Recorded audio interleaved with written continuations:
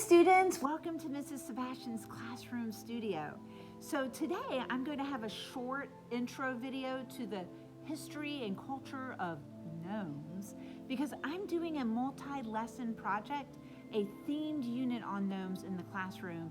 And if you're at home, I want you to be able to do this at home, and you can do them out of sequence. You don't have to do one first and then the other. You can always look at this reference video for information and examples, and then you can do the how-to videos to go along with it. So let's go ahead and get into that history. This year's Joy of Giving is going to be projects that are done in the art classroom. So what projects are we doing? Well, our theme this year are gnomes. So we're going to be doing three things. I've already made a video about a gnome beard. We're going to be doing gnomes that are sculptures. You can use Crayola Model Magic at home or air dry clay. And we're going to be doing a painting as well.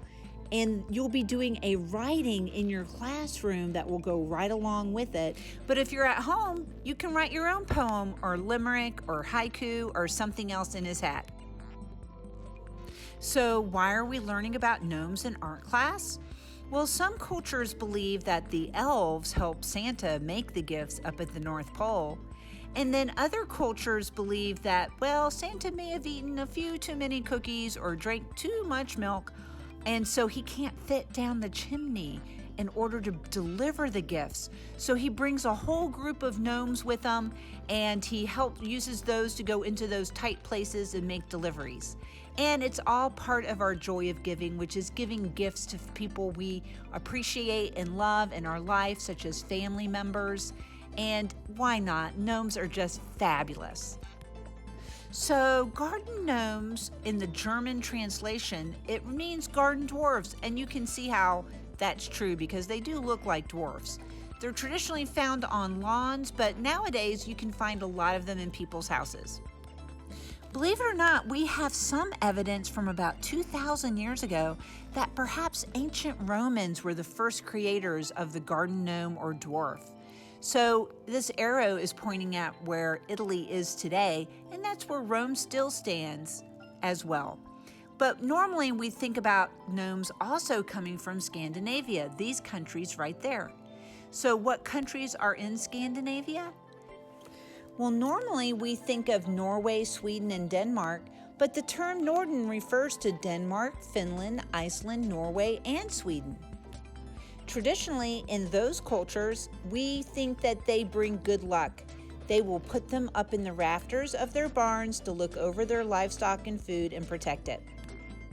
But in Germany, they referred to these little statues as little folk or dwarves, and they would bring them into the mines also to help give them good luck and protection too.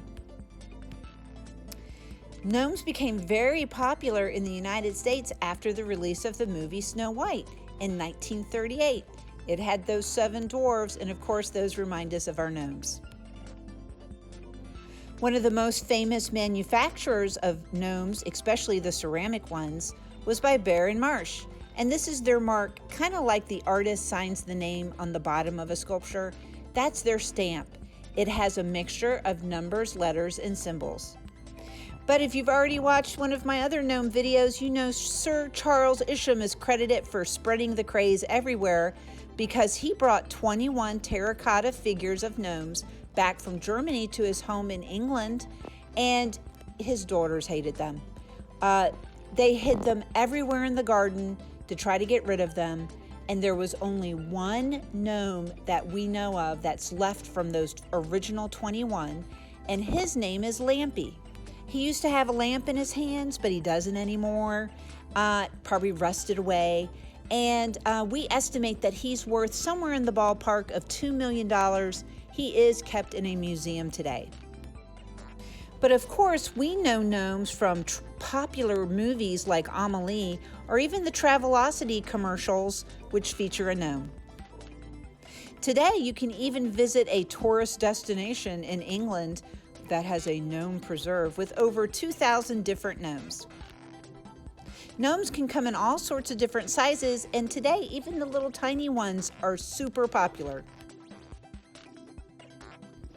And in one of their origin places, Germany, It's estimated that there are 25 million gnomes in yards all across that country.